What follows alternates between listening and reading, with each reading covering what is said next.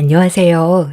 저는 현재 남편과 이혼을 한 지 한 달 된 40대 초반 여자입니다. 지금도 그날 겪었던 충격적인 일로 인해 정신과 치료를 받고 있을 정도로 힘겨운 삶을 살아가고 있습니다. 사람은 자신이 원하는 걸 얻기 위해선 무슨 짓이든 다 할 수 있다는 걸 이번 일을 통해 확실하게 알 수 있었어요.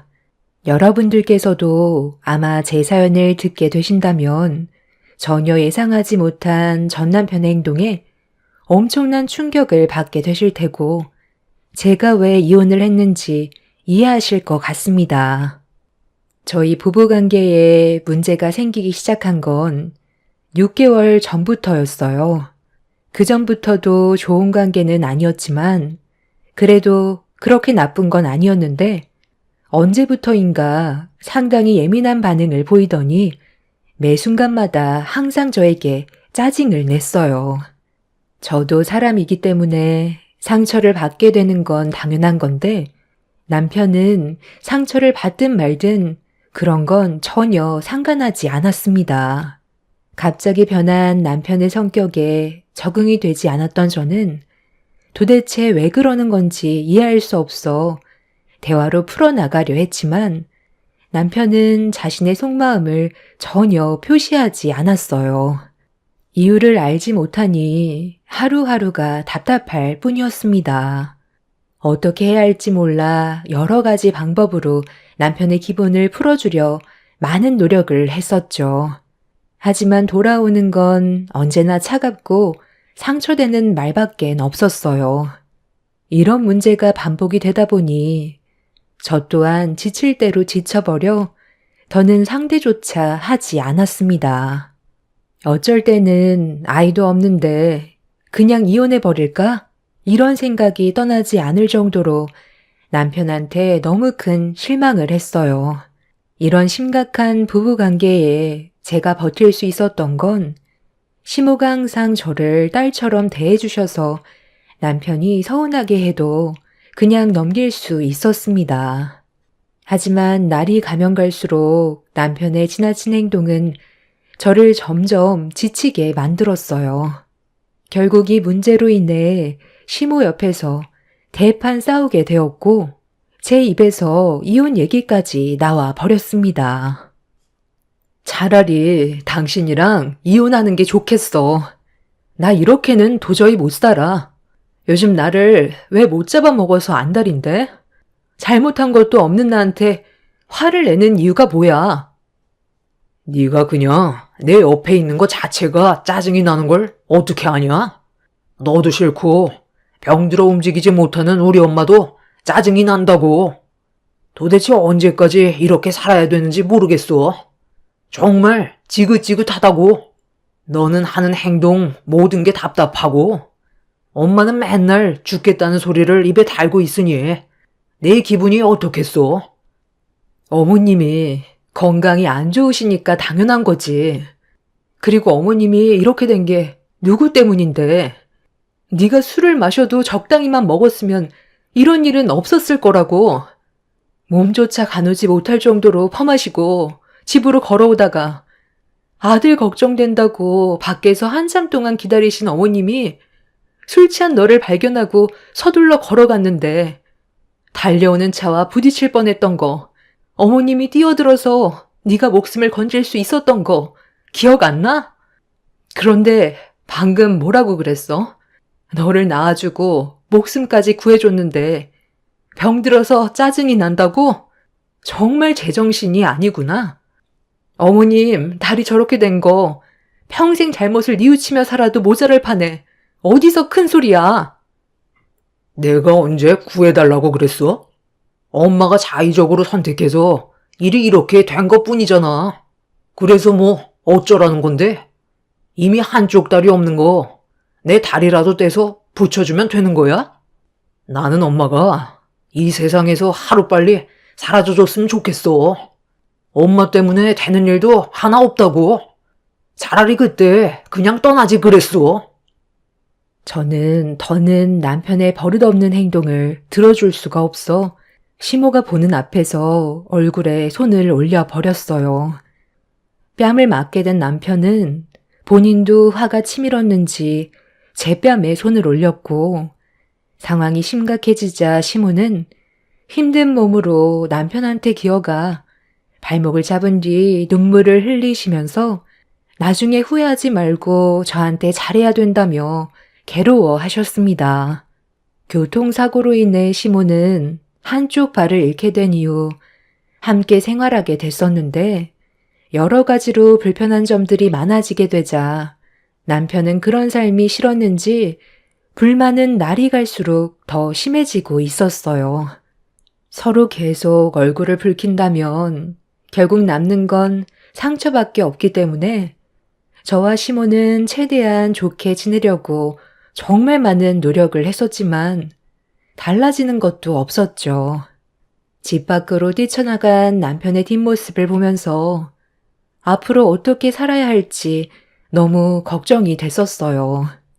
시모는 모든 게 본인 탓이라며 힘들어했고, 저는 그런 시모를 위로하며 남편이 예전의 모습으로 다시 돌아올 수 있을 거라고 안심시켜 드렸지만, 저 또한 남편 때문에 정신적으로 너무 힘이 들었어요.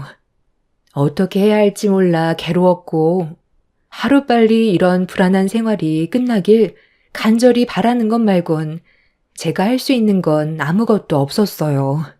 그렇게 남편과 저는 안 좋은 관계를 계속 유지하면서 힘든 날들을 보내고 있었는데, 어느 날 남편이 짐을 챙기고 있길래 뭐 하는 거냐고 물어보니 그동안 자기가 했던 행동들에 대해 뉘우치는 게 많다면서, 시모가 교통사고가 난 이후 다리를 잃은 것 때문에 정신적 충격이 너무 커서 힘들었었다는 말을 했어요.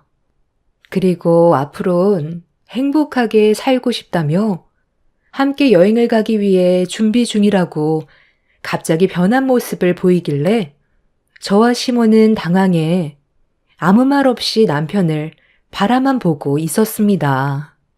짐을 전부 싼 남편은 소파에 앉아있는 시모를 안아들어 밖으로 나가 차에 올려 태우길래 너무 놀라 화를 내게 되었죠. 어머님이랑 내 의견은 아무 상관없다는 거야? 왜 이렇게 막무가내로 행동하는 건데? 계획도 없이 떠나는 게 어디 있어? 끝까지 당신 멋대로 할 거야? 너는 필요 없으니까 빠져. 엄마랑 나랑 단둘이 여행 떠날 거야.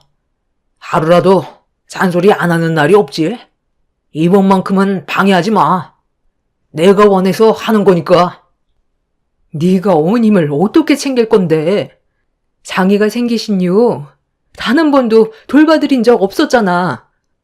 이건 옳은 방법이 아닌 것 같으니까 충분히 상의하고 우리 관계 어느 정도 정리가 된 다음 서로 마음이 진정이 됐을 때 다시 계획하는 게 좋겠어.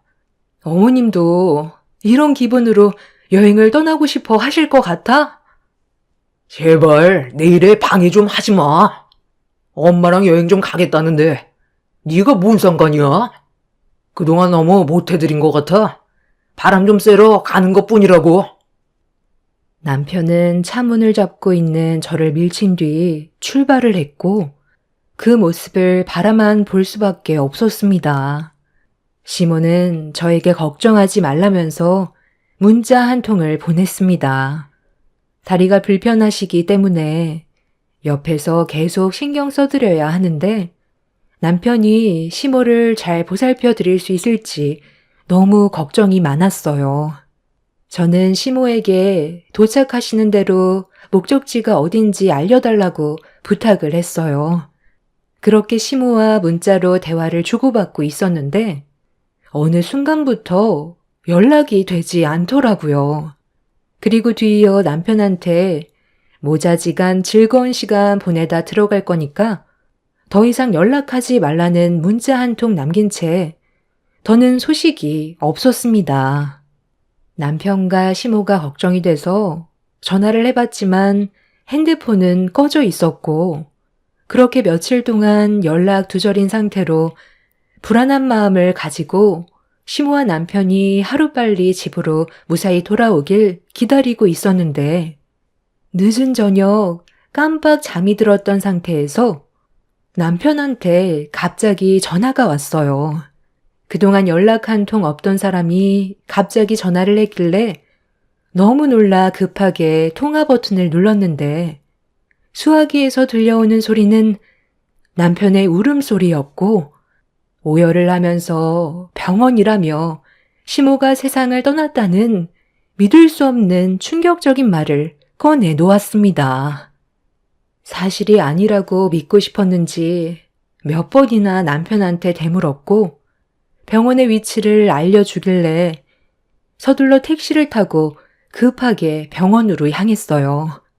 전혀 상상하지 못했던 일들이 눈앞에 펼쳐져 진정이 되지 않고 있었습니다. 그렇게 병원을 도착해 남편이 알려준 위치로 찾아가니 오열하는 목소리가 들리길래 서둘러 걸음을 옮겼습니다. 그리고 눈앞에 펼쳐진 광경을 보는 순간 저 또한 그 자리에서 주저앉을 수밖에 없었어요. 하얀 천으로 뒤덮여 있는 시모를 보게 되었고 형체를 알아볼 수 없을 만큼 온몸이 화상을 입은 상태로 굳어져 있었습니다. 떨리는 목소리로 남편한테 어떻게 된 거냐고 물어볼 수밖에 없었어요. 지금 이게 어떻게 된 거야? 분명 최대한 조심히 다녀오라고 했었잖아. 그런데 왜 갑자기 어머님이 세상을 떠나게 된 거냐고. 어떻게 차가 화재로 덮일 수 있냐는 거야. 모르겠어. 내리막길에 잠깐 차를 세워놨었는데 볼일을 보고 돌아왔는데 차가 기둥을 부딪힌 상태로 화재가 나고 있었어. 나도 지금의 상황을 믿을 수 없는데 왜 화를 내고 그래? 엄마랑 좋은 시간 보내고 있었고 기분 좋게 집으로 돌아오는 길이었다고. 화재로 뒤덮인 차량을 나 혼자 해결할 수가 없어. 119에 도움을 요청했었는데 불길이 너무 커져서 진압하는데도 상당히 오랜 시간이 걸렸었어. 얼굴을 못 알아볼 정도로 온몸이 녹아내렸고 손을 쓸 수 없었던 나 자신이 너무 한심스러웠어. 전부 내 탓이야. 당신 말을 들었더라면 이런 일도 생기지 않았을 텐데 괜히 고집 부려서 내 손으로 엄마를 떠나게 만든 거라고. 그러니까 나중에 같이 가자고 했잖아. 당신 기분 내키는 대로 움직이니까 이런 사고가 터진 거 아니야. 내가 옆에 있어줬어 봐. 이런 일은 전혀 일어나지 않았다고. 남편은 주저앉아 오열을 하면서 괴로워하고 있었어요. 남편을 원망한다고 시간을 되돌릴 수도 없었던 상태라 저 또한 너무 큰 충격을 받아 맨정신으로 버티는 게 너무 힘이 들었어요. 결국 남편의 생각 없는 행동으로 인해 얻게 된 결과로 시모는 세상을 떠나게 되었고 그렇게 장례식을 진행하게 되었습니다. 경찰은 단순 사고사로 처리를 했지만 저는 남편이 다리를 잃은 시모가 짐스럽게 느껴져 사고사를 위장해 세상을 떠나도록 치밀한 범죄를 저질렀다는 의심을 떨쳐버릴 수가 없었어요. 하지만 제가 남편이 잘못을 저질렀다는 진실을 알아낼 수 없었기에 경찰의 말을 믿을 수밖에 없었고 정신없이 시모의 장례를 치르고 있었는데 남편이 제 팔을 잡고 휴게실로 끌고 갔어요. 갑작스러운 돌발 행동에 남편의 팔을 뿌리치며 화를 냈어요. 네가 일부러 어머님 저렇게 만들었지? 생명보험 노리고 저지른 행동 아니야? 내가 모를 줄 알아? 갑자기 어머님이랑 여행 간다고 할 때부터 의심스러웠어. 그게 뭔 소리야? 내가 왜 그런 쓸데없는 짓을 저지르겠어? 경찰들도 단순 사고사라잖아. 나는 좋은 뜻에서 여행을 간 거지. 다른 뜻은 없었다고. 이상한 생각할 시간에 조문객들이나 잘 좀 챙겨. 조금 있다가 임직원분들 오신다니까 깍듯하게 모셔. 알겠어? 느려 터지게 행동하지 말라는 거야. 그렇게 불안하면 네가 하면 되잖아. 임직원도 똑같은 사람이야. 장례식장에서 뭘 얼마나 신경 써달라는 거야. 조문객이 당신 회사 사람만 있는 건 아니잖아. 그래서 내 말을 안 듣겠다는 거야? 우리 엄마 장례식장에서 얼굴 붉혀야 되겠냐고. 계속 이런 식이면 나도 좋게 넘어갈 수 없어. 나 지금 상당히 예민하거든? 건드려서 좋을 거 하나 없으니까 조말할 때 시키는 대로 해. 너도 우리 엄마 장례 망치고 싶지 않잖아.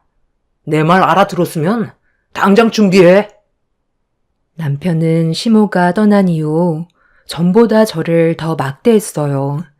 서로 안 좋은 말을 주고받고 있었는데 밖에 상당히 많은 조문객이 찾아왔는지 시끌벅적하길래 남편이 밖을 살폈는데 저보고 빨리 나가서 조문객 챙기라고 등을 떠밀었어요. 위로해주기 위해 찾아온 회사 사람들은 남편과 대화를 주고받고 있었고 저는 정신없이 식사를 준비해 주었습니다. 남편 얼굴만 보면 당장 때려치우고 싶었지만 최대한 제 감정을 참고 억눌렀어요. 시모의 장례를 망치고 싶지 않아 묵묵히 할 일을 하고 있는데 회사 사람들과 술 한잔 걸친 남편은 많은 사람들이 보는 앞에서 저를 좋게 대하는 게 아닌 일하는 직원보다 더 못한 취급을 했어요. 그런데 잠시 뒤 회사에서 꽤 높은 위치에 있는 분들인지 몇몇 분들이 걸어오자 남편과 회사 사람들이 전부 자리에서 일어나 깍듯하게 90도로 인사를 하고 있었습니다. 그 모습을 잠깐 지켜보고 있던 저에게 남편이 갑자기 화를 내더니 뭘 멀뚱히 서 있냐고 많은 사람들 앞에서 소리치는데 쉬지 않고 일을 하고 있던 저에게 고생한다는 말 한마디 하지 않은 남편한테 너무 서운해 아무것도 하지 않았어요. 그리고 본인의 말을 따르지 않고 움직일 생각을 하지 않는 모습을 보던 남편은 충격적이게도 제 얼굴에 뺨을 올렸습니다. 그 순간 장례식장 안은 침묵이 흘렀고 저는 결국 울분을 토해냈어요. 넌 일생에 도움이 안 돼. 우리 회사 임직원분들께서 오셨는데 빨리 육개장 내올 생각은 하지 않고 뭘 쳐다만 보고 있어? 꼭 화를 내야 움직일 거야? 네가 감히 내 얼굴에 손을 올려? 이 많은 사람들이 보는 앞에서 술 마셨다고 지금 눈에 뵈는 게 없니? 너한테 회사 임원은 중요하고 결혼한 마누라는 함부로 막대해도 된다는 거야? 내가 지금 여기 좋아서 붙어 있는 줄 알아? 네가 제대로 일 처리를 못할까 봐 돌아가신 어머님이 너무 불쌍해서 장례식 도와주고 있는 건데 육개장 그거 조금 늦게 내보냈다고 내 얼굴에 손을 대? 오늘 네가 나한테 한 일에 대해서는 장례가 끝나고 고소할 거니까 콩밥 먹을 준비나 하라고. 너 지금 나 개망신 주려고 작정한 거지? 우리 회사 사람들 왔으면 내가 뭐라고 말하기도 전에 알아서 알아채야지. 어딜 감히 집안의 가장인 나한테 고개를 쳐들고 있어? 어차피 너도 끝이야. 내가 너랑 더 이상 살아갈 이유가 없는데 굳이 붙어 있을 필요 없잖아. 우리 엄마가 나를 위해 남겨준 생명보험으로 새 출발할 거라고. 술을 얼마나 많이 마신 건지 앞뒤 분간하지 못하는 모습에 남편의 회사 사람들이 말렸지만 그럴 때마다 남편은 자기가 잘한 행동인 것처럼 저에게 삿대질을 하면서 장례식장을 난장판으로 만들었어요. 앞뒤 분간하지 못하는 남편을 더 이상 상대하고 싶지 않아 자리를 피하는 게 좋을 것 같다는 판단에 밖으로 나가려는데 뒤쫓아오던 남편이 제 머리채를 잡아 바닥으로 패대기를 쳤어요. 집안의 가장이 말도 끝나지 않았는데 자기를 무시한다면서 더 난리를 치고 있었습니다. 더는 사람으로 취급해줄 필요 없을 것 같아 남편의 뺨을 사정없이 올려친 뒤 장례식장을 빠져나오려 신발을 신으면서 우리 관계는 정말 끝이라고 소리를 치는 순간 계단에서 누군가 천천히 걸어 내려오고 있었어요. 그런데 한 사람은 누군가에게 부축을 받고 있었습니다. 그 광경을 제 두 눈으로 목격하자마자 입을 다물지 못했고 장례식장 안에 있던 많은 사람들은 수군거리기 시작했습니다. 부축을 받으면서 내려온 사람은 충격적이게도 세상을 떠나신 시모가 온전한 몸으로 저를 바라보고 계셨어요. 아가야, 나 살아있다. 세상 떠나지 않았다고. 지금 여기서 뭐하고 있는 거니? 빨리 돌아가자. 저 정신 나간 놈은 이제 내 아들이 아니다. 경찰에 신고했으니까 곧 우리를 도와주러 올 거야. 내가 지금 어디서 오는 길인 줄 아니? 저놈이 글쎄 나를 깊은 산속 창고에 가둬두고 말도 안 되는 일을 저지르고 있었다고. 네가 장례를 치르고 있는 걸 보니 벌써 저놈이 해선 안 될 짓을 했나 보다. 엄마가 이건 사람이 할 짓이 아니라고 끝까지 말렸는데 결국 이를 저질러? 엄마, 도대체 여긴 왜 온 거예요? 제가 그곳에서 지낼 수 있게 모든 걸 마련해 놨었잖아요. 몇 달만 고생하면 우리한테 큰 돈이 들어오는 건데 전부 망치면 어떡해요? 이게 지금 무슨 말이야? 어머님이 살아계신 것도 충격인데 방금 뭐라고 그랬어? 큰 돈이 들어오니까 몇 달만 고생하면 된다고? 그럼 너는 돈 때문에 이런 일을 저질렀다는 거야? 우리가 먹고 사는데 부족한 것도 아니고 빚도 하나 없이 그동안 금전적으로 여유 있게 살아왔었잖아. 도대체 뭐 때문에 살아계신 어머님을 세상 떠나게 만든 거냐고. 보험금으로 뭐 할 생각이었어? 나랑 이혼까지 생각하고 저지른 이 계획. 네가 원하는 게 있으니까 이런 일을 벌였을 거 아냐. 남편의 머릿속에 계획한 일이 틀어졌는지 말을 이어나가지 못했고 주춤거리면서 저와 거리를 두기 시작했어요.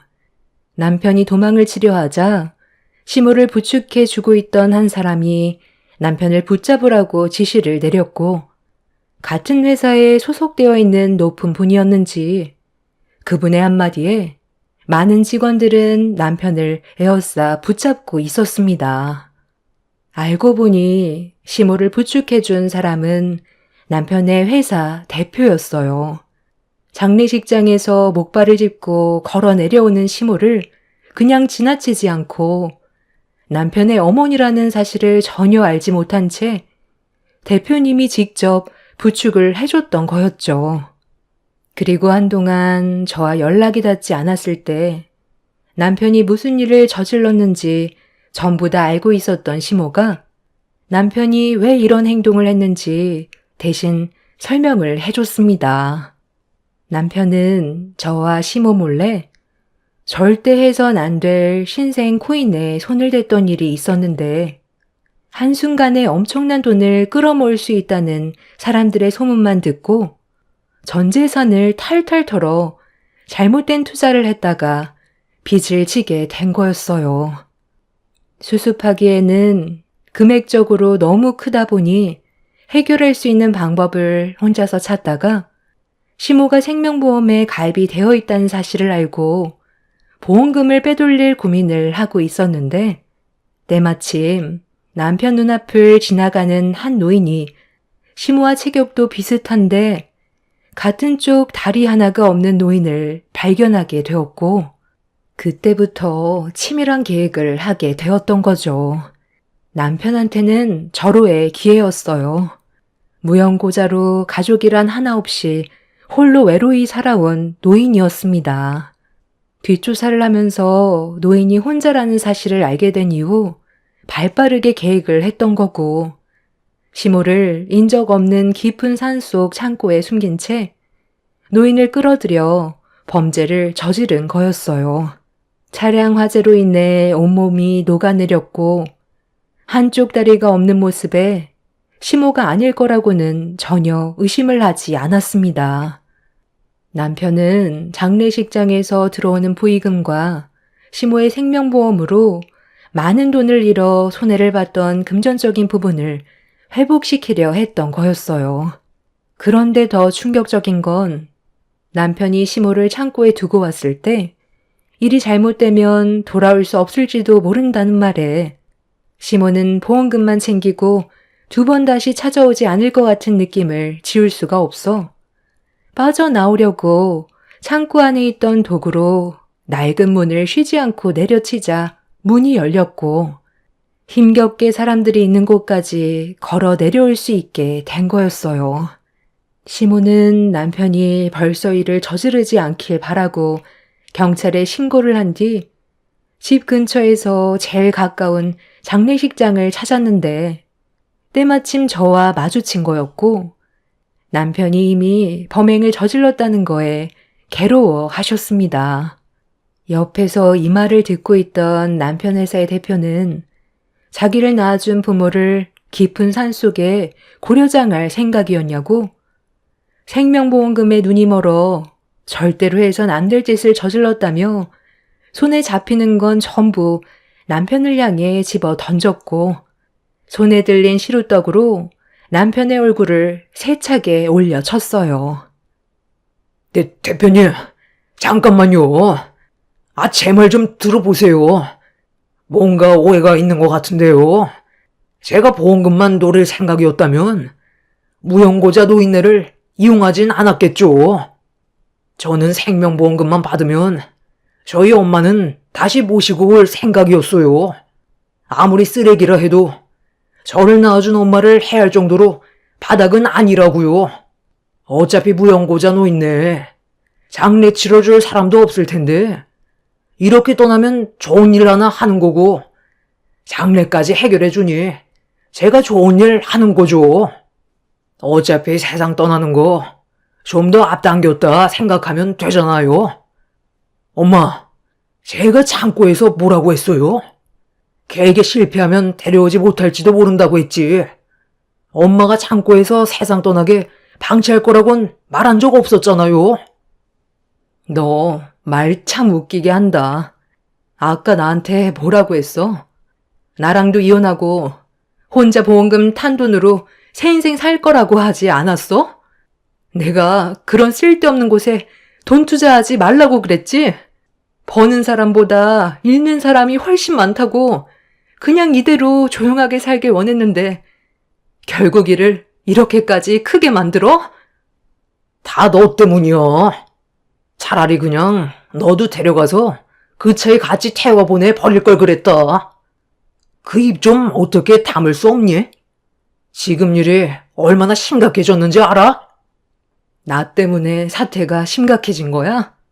네가 그 돈 때문에 저지른 범행으로 인해 이런 문제가 생긴 거고 많은 사람들이 피해를 봤다고. 저기 경찰 오고 있네. 하는 행동 보니까 아직 뭘 잘못했는지 전혀 모르고 있는 것 같은데 옥살이 하면서 네가 저지른 행동에 대해 깊이 생각하고 무고하게 돌아가신 그 노인분과 어머님께 평생 사죄하는 마음으로 뉘우치며 살아. 알겠니? 경찰들은 남편을 연행했고 시모도 추가적인 조사를 위해 같이 경찰서로 가게 되었습니다.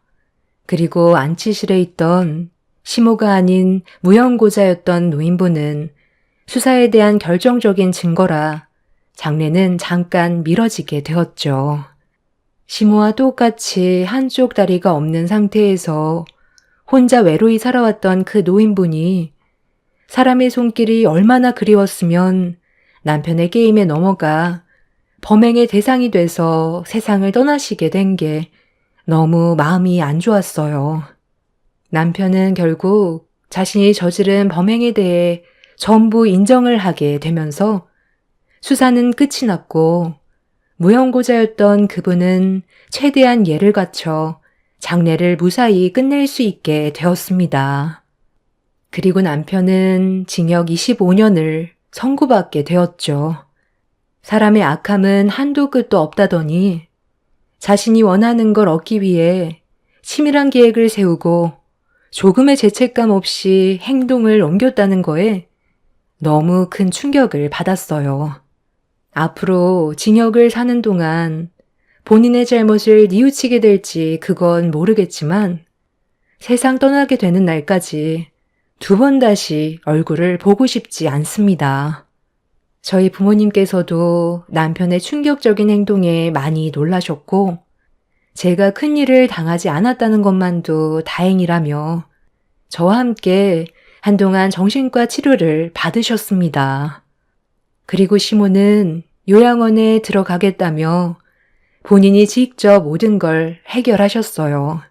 남편과 제가 이혼을 했는데 더는 저에게 피해를 주고 싶지 않다면서 새로운 삶을 살라고 요양원 위치도 알려주지 않으셨네요.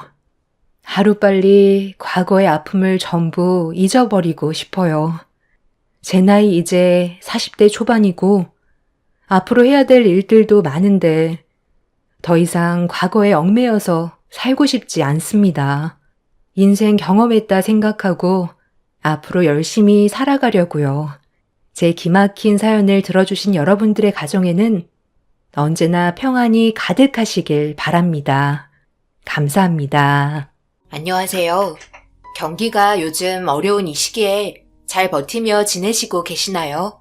하루빨리 안정된 삶이 다시 돌아와야 할 텐데 많은 분들이 걱정이 많으실 것 같습니다. 저 또한 최근 들어 일이 잘 풀리지 않아 경제적으로 힘들어지고 있는데요. 그만큼 불안한 마음이 커지는 것 같아요. 내년에는 좋아질 거라는 희망을 가지면서 아들과 함께 하루하루 열심히 살고 있습니다.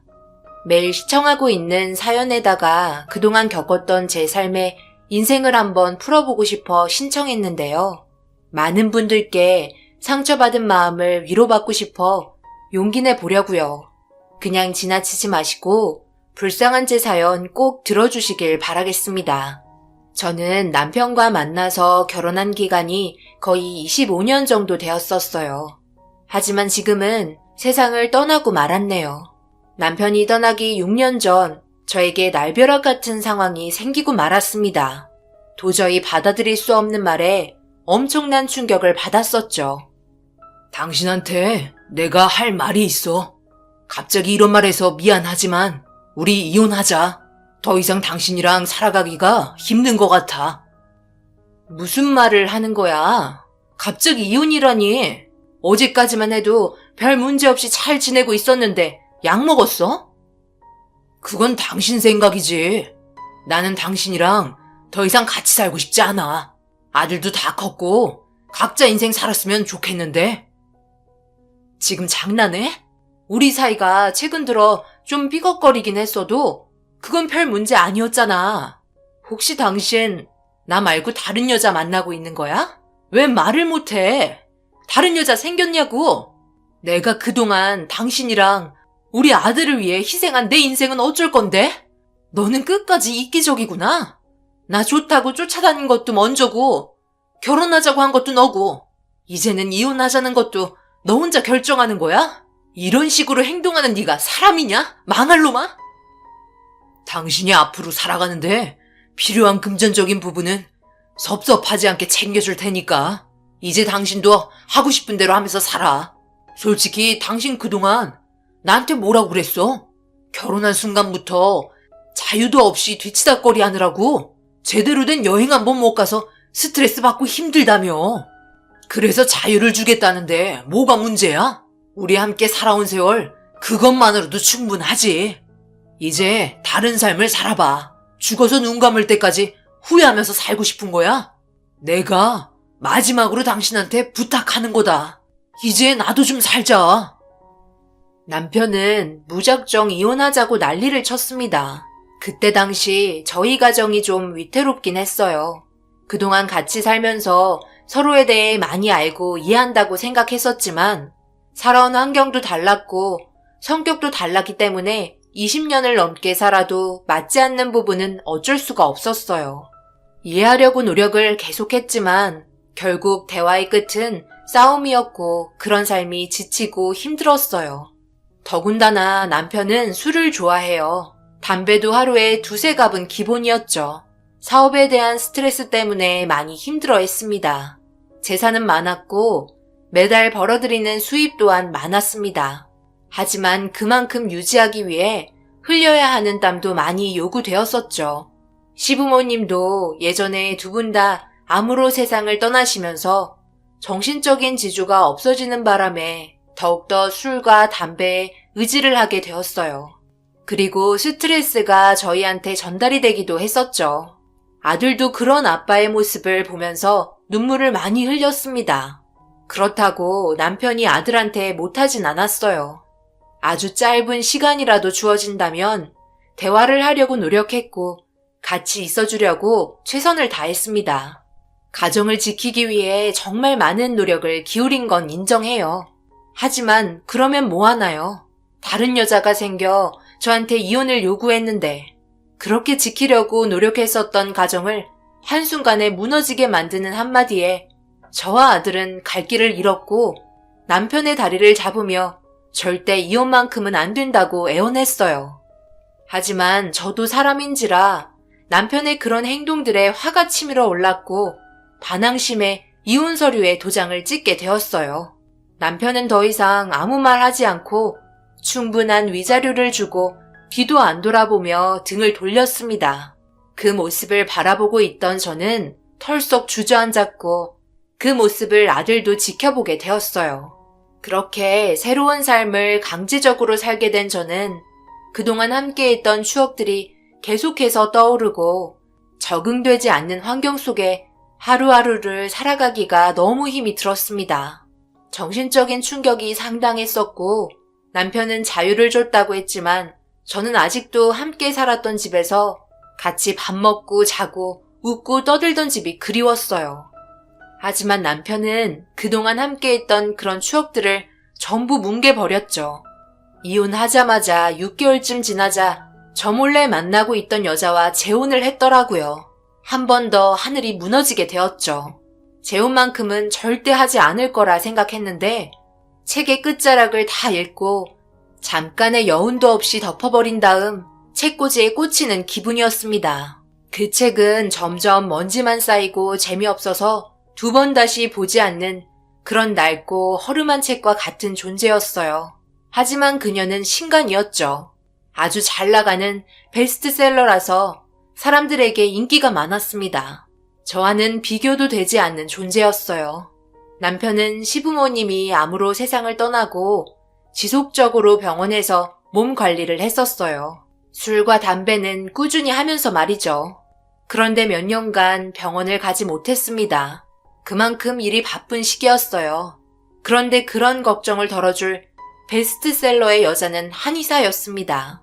남편에게는 최고의 여자였죠. 결국 남자들은 다 똑같은 존재 같았어요. 새로운 여자만 보면, 마음에 맞는 여자만 보면 거기에 정신을 뺏기는 것 같았습니다. 저보다 비교도 안 되는 잘난 여자를 만나고 있는 동안 얼마나 비교를 많이 했겠어요. 점점 저에 대한 정이 떨어졌었겠죠.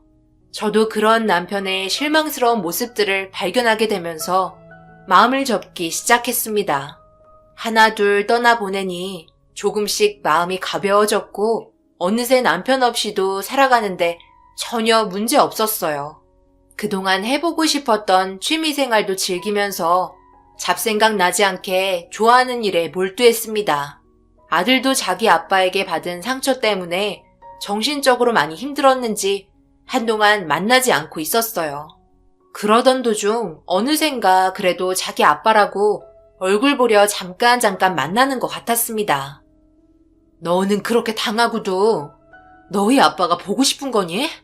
우리들을 뒤도 안 돌아보고 버렸는데 만나서 뭐하게? 너한테 도움되는 것도 없잖아.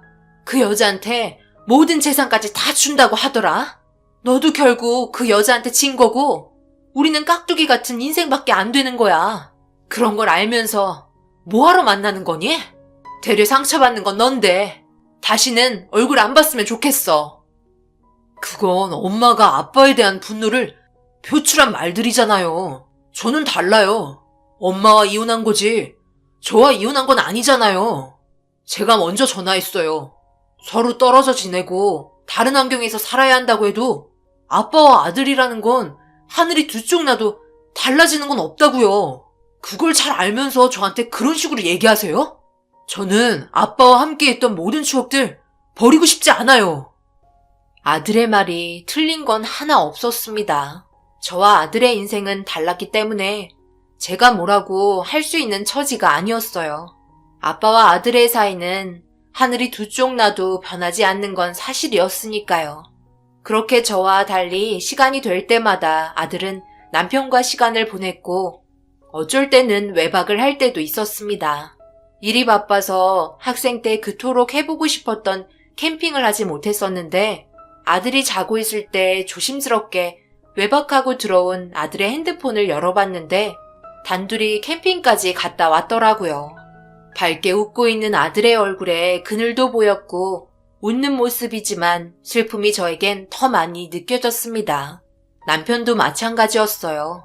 이런 식의 삶을 도대체 왜 원하고 있는 건지 도저히 이해할 수 없었습니다. 사진 속의 웃음은 억지로 웃고 있었기 때문이죠. 다 느낄 수 있었어요. 하지만 절대 연락하지 않았습니다. 다른 여자와 바람 피운 건 용서할 수 없는 행동이었으니까요. 잘 살고 있는지 남편도 전화 한 통도 없었고 문자도 없었어요. 아무리 이혼을 했어도 20년이 넘는 세월 미련 없이 단칼에 자를 수 있는 건가요? 그렇게 저도 삶의 시간은 멈추지 않고 계속 흘러가기 때문에 움직여야만 했고 발전시켜야 했습니다. 그래서 해보고 싶었던 사업에 도전을 해봤어요. 시작은 미미했죠. 그래도 열심히 하면 꼭 성공할 수 있을 것 같았습니다. 제가 하고 싶은 일에 열정을 쏟는다는 건 정말 좋은 것 같았어요. 즐거웠고 행복했습니다. 아무런 생각 없이 계속해서 쉬지 않고 달리면서 원하는 자리까지 만들기 위해 잠잘 시간 쪼개가며 보란듯이 성공하기 위해 정말 열심히 일했습니다. 아들과도 최대한 좋은 관계를 유지하기 위해 노력했고 남편과 이혼한 지 5년쯤 지났을 때 아들이 저에게 아빠 얼굴 한번 보러 가지 않겠냐고 쓸데없는 말을 하기 시작했어요. 당황했죠. 그런 말을 하는 자체가 저에게 상처를 주는 말이니까요. 너희 아빠를 내가 왜 봐야 하는 거니? 5년 동안 우리 단 한 번도 연락한 적 없었고 머릿속에서 이제야 지워지고 있는데 그리고 지금 나는 내 삶에 만족하며 살고 있어. 너희 아빠 술, 담배 하는 것 때문에 스트레스 안 받아도 되고 너무 편한데? 2번 다시 그런 말 하지 않았으면 좋겠네. 아무리 네가 내 아들이라고 해도 넘지 말아야 될 선이 있는 거야. 아빠가 많이 아파요. 말하지 말라고 했는데 아무래도 힘든 것 같아서 더 늦어지기 전에 엄마 후회하지 말라고 얘기해드리는 거예요. 엄마가 어느 선까지 생각하고 있는지 모르겠지만 그 이상으로 아빠의 몸 상태가 좋지 않아요. 아들의 말에 거짓말 하나 안 보태고 가슴이 철렁 내려앉았습니다. 생각지도 못한 말을 들어서 당황했어요. 아들 앞에서는 그래도 이혼했고 다른 여자와 결혼까지 했는데 얼굴 보러 찾아가는 건 실례라며 더 이상 말을 꺼내지 않았습니다. 아들은 한숨을 쉬며 답답한지 바람 좀 쐬겠다며 밖으로 나갔어요. 조용한 방에서 핸드폰을 몇 번이나 들었다 놨다 했는지 모르겠네요. 결국 전화하지 않았어요. 목소리 들으면 그동안 힘겹게 버텨왔던 제 감정이 또다시 무너질 것 같았고 슬픔에 잠길 것 같아 회피했습니다. 잘 해오고 있는데 새로운 삶에 다시 적응하며 보란듯이 열심히 살고 있는 그런 제 자신을 거울에 비친 모습을 통해 다시 정신을 차리고 넘어갔어요. 아들은 제가 남편에게 전화 한 통 안 하고 얼굴 한번 보여주지 않는 게 서운하게 다가왔는지 불만적인 행동을 계속해서 보였고 혼자 방에서 눈물을 훔치는 모습까지 보게 되면서 제 마음도 아파 결국 남편이 있는 병원으로 아들과 함께 향했습니다. 그리고 5년이 넘는 시간 동안 어떻게 살아간 건지 너무나도 충격적인 모습으로 누워 있었고 남편은 식도암 말기였어요. 정신도 차리지 못할 정도로 위태로워 보였고 그런 모습에 저도 모르게 다리가 풀렸어요. 아빠가 항상 엄마한테 미안하다고 했어요. 너무 큰 상처를 준 것 같아 가슴 아프다며 뒤도 안 돌아보고 뿌리친 게 너무 힘들었대요. 아빠가 이혼하자고 말한 건 더 이상 고생시키는 모습 보고 싶지도 않고 자기한테 정신적으로 너무 많이 의지하는 것도 있어서 세상 떠나면 더 힘들어질까봐 강하게 나간 것도 있다고 극단적인 선택을 할 수밖에 없었던 자신을 용서해달라고 얘기하셨어요. 20년 넘게 고생시켰는데 병수발까지 들어달라는 건 엄마한테 너무 큰 죄를 짓는 것 같다고 했다고요. 남편의 모습을 보고 있는데 정신을 차렸는지 저를 빤히 쳐다보고 있었어요. 기도에 호흡기를 달고 있어서 대화를 하지 못해 남편과 아들은 그동안 메모장으로 대화를 주고받았었는지 무언가를 적고 있었고 그 안의 내용은 자신의 재산을 전부 아들에게 주고 싶다는 말이었어요. 그런데 그 순간 재혼한 새 아내가 들어왔고 저와 아들을 번갈아가며 보고 있었습니다. 이렇게 자주 찾아오지 말라니까 또 왔네. 이번에는 너희 엄마까지 데려왔니? 참 가지가지한다. 이혼했으면 그걸로 끝이지. 왜 또 얼굴을 내밀고 그러는 거야? 이번엔 봐주겠지만 저도 더 이상은 안 돼요. 현재 제가 이 사람 아내이고 결혼하고 그동안 계속 병간호하고 있었던 건 저였거든요. 제가 한의사라 지금까지 버틸 수 있었어요. 안정이 제일 필요한 시기에 제 허락도 없이 이렇게 막 찾아오면 저도 가만히 있지 않을 거예요. 오늘만 봐드릴 테니 다음날부터 절대 오지 마세요.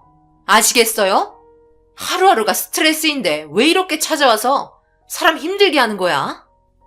그녀는 상당히 불만이 많은 표정을 보이고 있었습니다. 5년 동안 병수발을 들었다는 것도 엄청났었죠. 그만큼 그녀 또한 남편을 사랑하고 있었던 것 같았어요. 그녀는 자리를 피해줬고 남편과 눈빛을 주고받으며 마음속으로 대화를 이어나갔습니다. 모든 걸 느낄 수 있었고 아직도 저를 사랑한다는 걸 알 수 있었어요. 그리고 아들이 말한 제가 알지 못하는 내용에 또 다시 충격을 받았습니다. 남편은 그녀와 거래를 했던 거였고 예전부터 알고 지낸 친구 사이였어요. 그녀는 저희와 마찬가지로 예전에 이혼을 한 상태였고 아이는 없었습니다. 그런데 운영하고 있었던 한의원이 유지하기 어려울 정도로 힘든 상태였어요. 그런 상황에서 때마침 남편이 나타났던 거죠.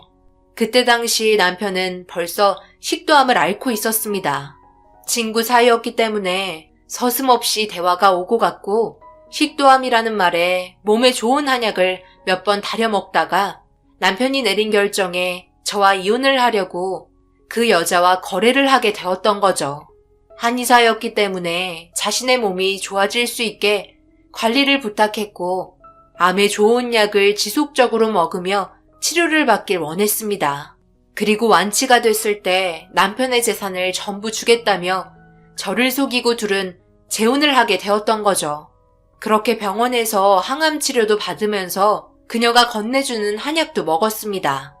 병원에서 처방해주는 약과 한약에 문제가 생기지 않게 의사와 조율하면서 치료를 진행한 것 같았어요. 그렇게 식도암이 완치될 수 있게 노력을 해왔지만 상태는 점점 악화되고 말았어요. 문제는 벌써 전이가 된 상태였기 때문에 더 이상 막지 못할 것 같다는 판단을 내리게 되었습니다. 그리고 계약을 했을 당시 남편이 완치가 됐을 때 재산 전부를 준다는 거였고 그렇지 못할 경우 재산의 절반만 가지고 가기로 약속을 한 상태였습니다. 그녀는 손해볼 게 없었죠. 남편이 세상을 떠나도 절반을 가져가는 건데 남편은 그저 저한테 아픔을 주기 싫었고 병수발을 해야 한다는 그런 고생을 시키고 싶지 않아 혼자 생각하고 독단적으로 행동했던 부분들이 오히려 더 많은 아픔을 준 것 같다고 생각되면서 예전이나 지금이나 남편의 성격은 전혀 변한 게 없다며 너무하다고 결국 소리치고 말았어요. 남편의 마음 이해하지 못하는 거 아니에요. 그럴 수 있어요. 사랑하는 사람한테 힘든 병수발을 시키고 싶지 않았겠죠. 하지만 단 한 번이라도 저에게 솔직하게 모든 걸 의논했더라면 오히려 마음의 준비를 더 잘 했을 거라 생각이 들었고 남편의 잘못된 판단이 한심하게 느껴졌습니다. 고쳐보겠다고 발버둥 친 5년이라는 돌이킬 수 없는 시간, 어차피 이렇게 될 거 차라리 저와 함께 많은 추억을 남기면서 좋은 기억만 가져갈 수 있게 인생 마무리하면 될 것을 무모한 행동을 한 것 같아 너무 화가 났어요. 결국 모든 일들이 밝혀지고 그녀가 들어왔을 때 모든 사실을 알게 됐다며 지금이라도 남편과 이혼해달라고 했습니다. 하지만 그녀는 그렇게 해주지 않았어요. 기적이라는 건 언제나 있을 수 있다며 제 부탁을 들어주지 않았습니다. 그녀는 남편을 친구 이상으로 생각하고 있다는 충격적인 말을 꺼냈어요. 그쪽만 사랑이에요? 저도 사랑이라는 걸 할 줄 아는 여자라고요. 제가 미쳤다고 재산 준다는 말에 덥석 물은 것 같아요. 그만큼 저도 이 사람에게 마음이 있으니까 받아준 거라고요. 그리고 진심으로 암을 고쳐주고 싶어 5년 동안 정말 힘들게 병수발했어요. 그런데 한 번도 나타나지 않던 사람이 위태롭게 아픈 모습을 보이니까 그제서야 동정심이 생기고 안쓰러워요? 제일 한심한 건 그쪽이에요. 그동안 집에서 함께 지낼 때 뭐 했어요? 그냥 보고만 있었어요? 밥도 잘 안 먹고 기침도 자주 하고 몸에 이상 반응을 봤을 텐데 몰랐나요? 아니면 그냥 무시했나요? 조금만 신경 쓰면 알 수 있는 걸 그쪽은 모른 척 한 거겠죠. 그녀의 말에 저는 아무 말도 할 수가 없었어요. 남편과 이혼하기 전에 그녀가 말한 증상이 떠올랐고 저는 그걸 그냥 넘겼습니다. 남편이 워낙 일이 바쁘고 힘들었기 때문에 피곤해서 그저 밥맛이 없어서 나타낸 증상인 줄 알았어요. 말 안 해도 개인적으로 병원을 자주 찾았기 때문이죠. 그런데 앞서 말했듯이 한창 바쁠 때 병원을 가지 못했었는데 그때 제가 신경을 써줬어야 했는데 그렇지 못한 제 자신이 한심스러웠습니다. 그저 집안일만 잘하고 남편이 필요한 부분들만 채워주면 그걸로 끝인 줄 알았어요. 정작 남편의 건강은 제가 신경을 쓰지 못했습니다. 그녀의 말에 고개를 들 수 없었고 아무 말도 하지 못했어요. 되려 그녀가 저에게 큰소리치며 당장 나가달라고 화를 내기 시작했습니다. 남편과 그녀를 번갈아 가며 쳐다보다가 결국 법적으로 그녀가 남편의 배우자이기 때문에 저는 아무 말도 하지 못하고 자리에서 물러나게 되었어요. 병원에서 나오자마자 한참 동안 가슴을 치며 눈물을 흘렸습니다. 아들이 저를 부축해 주었고 그렇게 저희는 집으로 돌아왔어요. 제가 할 수 있는 부분은 아무것도 없었습니다. 그녀가 남편을 지키고 있었기 때문이죠. 한동안 일이 손에 잡히지도 않았어요. 그런데 며칠이 지나고 어떻게 하면 남편을 다시 만날 수 있을지 고민에 빠져 있을 때 아들에게 전화 한 통이 왔습니다. 그리고 아들에게 듣게 된 충격적인 말은 남편이 세상을 떠났다는 말이었어요. 제대로 된 대화조차 단 한 번도 못 해보고 세상을 떠났다고 하니 믿을 수 없었고 급하게 병원으로 향했습니다. 아들은 오열하며 남편의 손을 잡고 있었어요. 그리고 그 옆에 그녀 또한 눈물을 흘리고 있었습니다. 가까이 다가가 얼굴이라도 한번 만져보고 싶어도 그녀가 버티고 있어 다가갈 수 없었어요. 결국 병실에서 나와 대기실에서 눈물을 흘리며 그동안 함께했던 남편과의 행복했던 추억들이 다시 머릿속으로 스쳐 지나갔습니다. 그런데 갑자기 누군가 제 어깨를 두드렸고 고개를 돌리니 그녀가 저를 보며 들어가 보라고 떨리는 목소리로 말을 꺼낸 뒤 자리를 옮겼어요. 그제서야 저는 남편에게 다가갈 수 있었습니다. 왜 이런 모습으로 나타나서 나를 힘들게 하는 거야? 당신은 왜 항상 내 생각은 무시한 채 혼자 결정하는 건데? 당신과 헤어지고 내가 얼마나 힘들었는지 알아? 완전한 몸 상태로 내 앞에 나타나고 싶었겠지. 하지만 지금 봐봐. 당신의 모습이 어떤가? 5년이라는 시간이 너무나 후회스럽지 않아? 말 좀 해봐. 이렇게 떠나면 나랑 우리 아들은 어쩌라는 거야? 남편의 몸은 따뜻했어요. 가슴에 귀를 대고 심장이 뛰길 바랬지만 느낄 수 없었고 숨소리도 들리지 않았습니다. 그저 기도에 호흡기를 달고 삐쩍 말라버린 모습에 몸만 남은 상태였어요. 그렇게 남편의 장례를 치르게 되었고 더 이상 그녀와도 만날 일이 없었습니다. 그런데 하나의 문제가 있었어요. 아들에게 돌아가야 할 재산에 차질이 생겼습니다. 아들에게 재산의 일부를 증여한다는 서류가 없었어요. 그리고 그 어떤 계약서조차 발견하지 못했습니다. 2번 다시 만나고 싶지 않았지만 아들에게 돌아가야 할 재산을 받아야 하기 때문에 개인적으로 연락을 하게 되었어요. 제가 알기론 둘 사이에 계약 조건이 있었던 것 같은데요. 그런데 저희 아들에게 남편의 재산 일부가 들어오지 않아서 연락드리게 되었네요. 어떻게 처리하실 건지 설명을 해주셨으면 좋겠어요. 그래도 남편의 마지막 유언이잖아요.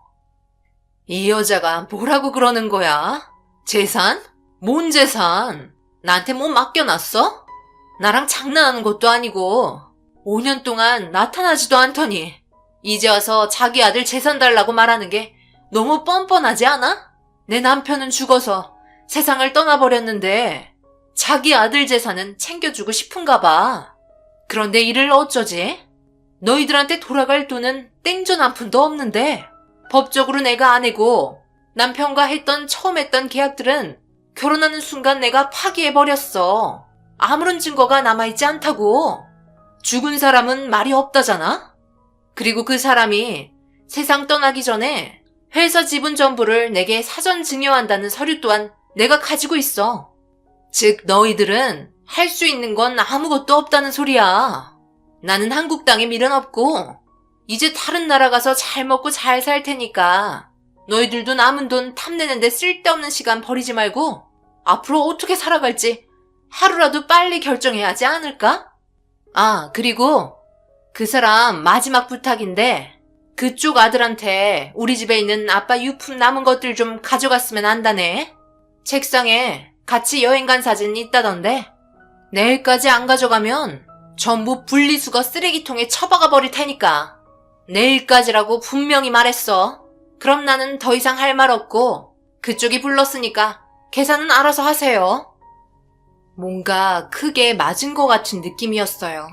법적으로 그녀가 배우자고 거기에다 제 아들에게 넘겨줘야 할 재산에 대한 유서나 어떤 서류가 전혀 없다는 말에 너무 큰 충격을 받았고 어떤 식으로 헤쳐나가야 할지 답답하기만 했습니다.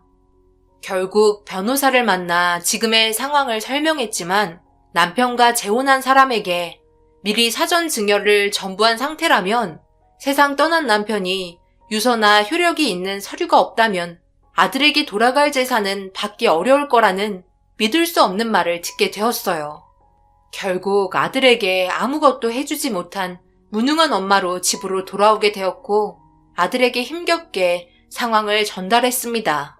그리고 다음날 아들은 남편의 유품을 가지러 현관을 나섰고 그 모습을 지켜보고 있는데 차마 혼자 보낼 수가 없어서 저도 같이 따라 나섰습니다. 그렇게 도착한 곳에는 벌써 짐들을 전부 정리하고 있었어요. 모든 걸 처분하는 것 같았습니다. 초인종을 누르니 그녀가 문을 열어줬고 저와 아들은 남편이 가지고 있던 유품을 정리하기 시작했어요. 그녀는 누군가와 통화를 하는 것 같았어요. 벌써 많은 계획을 한 듯 보였습니다. 남편의 재산이 저도 정확하게 얼마나 있는지 알지 못하지만 상당히 많은 재산을 가지고 있는 걸로 알고 있습니다. 저도 일 안 하고 적당히 쓰고 살면 죽을 때까지 먹고 살 정도의 위자료는 받았으니까요. 남편이 지내던 방문을 열었는데 짐이 많이 있진 않았어요. 옷가지 몇 개와 책상 위에 놓인 여러 가지 암에 좋은 약재들이 적힌 책들과 아들과 함께 여행하며 찍은 사진들이 올려져 있었어요. 아들은 아빠의 유품을 하나도 빠짐없이 챙기기 위해 박스에 차곡차곡 넣었고 장롱에 있는 옷들을 꺼냈는데 구석에 검은색 가방이 하나 있더라고요. 아들은 뭔지 싶어 가방을 열었는데 등산을 했던 건지 여러 가지 풀들이 들어 있었습니다. 바짝 말라 있어서 손으로 만지면 부서질 정도였어요.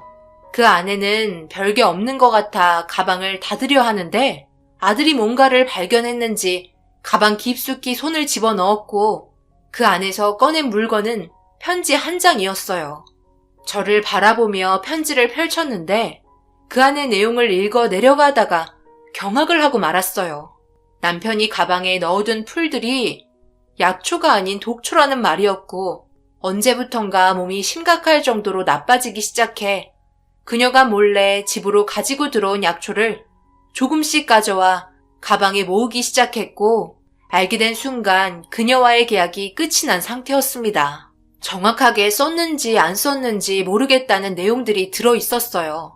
편지의 내용에는 많은 것들이 적혀 있진 않았지만 분명한 건 그녀가 무슨 일을 꾸미고 있었다는 걸 알 수 있었습니다.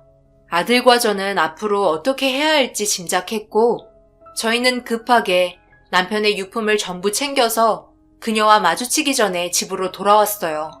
그리고 아들과 문제의 가방 안에 있던 삐쩍 말라버린 독초에 대해 알아보려고 약초를 전문으로 다루는 곳에 방문을 했어요. 그리고 듣게 된 건 충격적이게도 소량의 약만으로도 세상을 떠나게 할 수 있다는 엄청난 사실을 알게 되었습니다. 하지만 이걸 썼는지 안 썼는지는 알 수 없었어요. 자세하게 물어본 결과 한약이라는 건 여러 가지 약재를 섞어서 처방을 하기 때문에 화학적인 분석을 한다고 해서 정확하게 어떤 성분인지 확인하기가 어렵다는 실망스러운 말을 듣게 되었습니다. 결국 모든 건 확실하게 하기 위해서 좀 더 조사해야 할 필요가 있었어요. 그렇게 아들과 저는 각자 알아볼 수 있는 모든 수단을 동원해서 알아보기 시작했어요. 그런데 그녀는 저희가 알아보는 동안 한의원을 벌써 정리를 한 상태였고 해외로 떠나버렸는지 전화기도 꺼져 있었습니다. 아무런 증거도 남기지 않은 채 사라졌기 때문에 만날 수도 없었어요. 그렇게 시간은 계속 흘러갔고 분명 그녀가 숨기고 있는 게 확실하다고 느끼고 있었지만 밝힐 수 있는 근거가 없어서 경찰이 섣부르게 신고조차 하지 못했습니다. 그러던 도중 아들에게 전화 한 통이 왔어요. 그리고 받게 된 순간 엄청난 사실을 알게 되었습니다. 그녀는 해외로 떠나지 않았고 국내에 있다는 걸 알 수 있었죠. 아들이 남편의 유품을 정리하다가 명함 한 장을 발견했는데 그 명함은 다른 한의원 명함이었고 그 한의원의 원장과 그녀가 서로 사랑하고 있는 사이였는지 명함에 있는 주소를 찍고 도착하자마자 둘이 팔짱을 끼고 한의원으로 들어가는 모습을 발견했다는 충격적인 말을 듣게 되었습니다. 아들은 아직까지 뒷조사가 더 필요하다며 다시 전화를 한다고 끊었어요.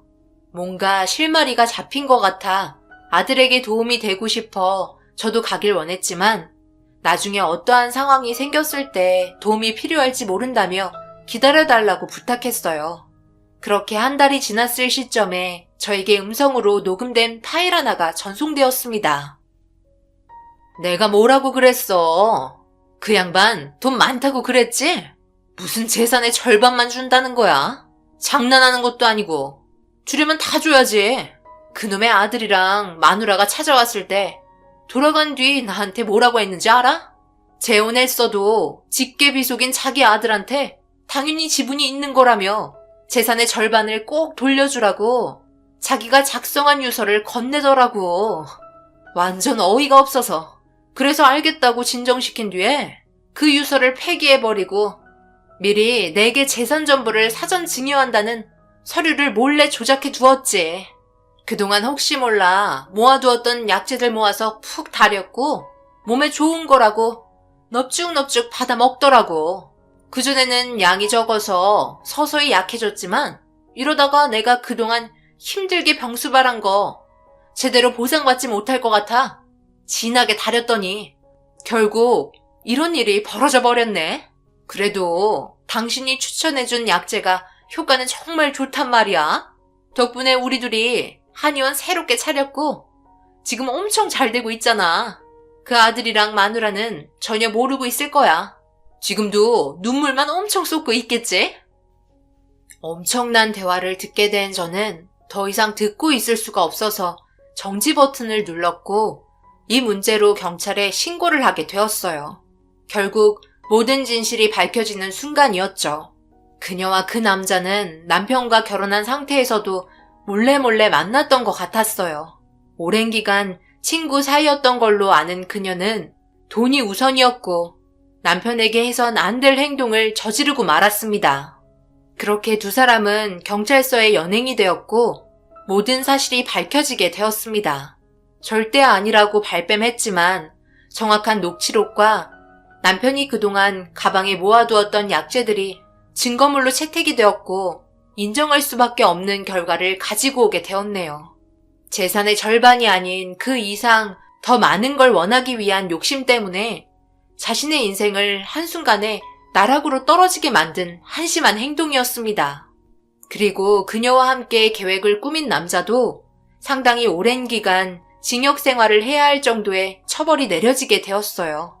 모든 진실이 밝혀지고 아들은 유류분 반환 청구 소송을 통해 남편의 재산을 돌려받을 수 있게 되었네요. 남편과 젊었을 때 만나 정말 많이 고생했는데 하마터면 모든 걸 그녀에게 뺏길 뻔했습니다. 좋은 영향력으로 행동을 했던 게 아니기 때문에 더 화가 납니다. 아들과 현재 잘 살고 있지만 마음 한편에 돌을 얹은 것 마냥 무거운 이유는 왜일까요? 하루빨리 모든 걸 털어버리고 아무 걱정 없이 남은 인생 살아갔으면 좋겠습니다. 여러분들께서도 항상 몸조심하시고 선한 영향력을 전달해 줄 수 있는 사람이 될 수 있도록 열심히 살아가시길 바랍니다. 분명 지금 현재의 어려운 시기도 언젠가 끝나리라 봅니다. 제 사연 들어주셔서 정말 감사하고요. 오늘 하루 마무리 잘 하시고 항상 행복하세요. 저 또한 아들과 과거의 일들 전부 털어버리고 행복하게 살겠습니다. 감사합니다.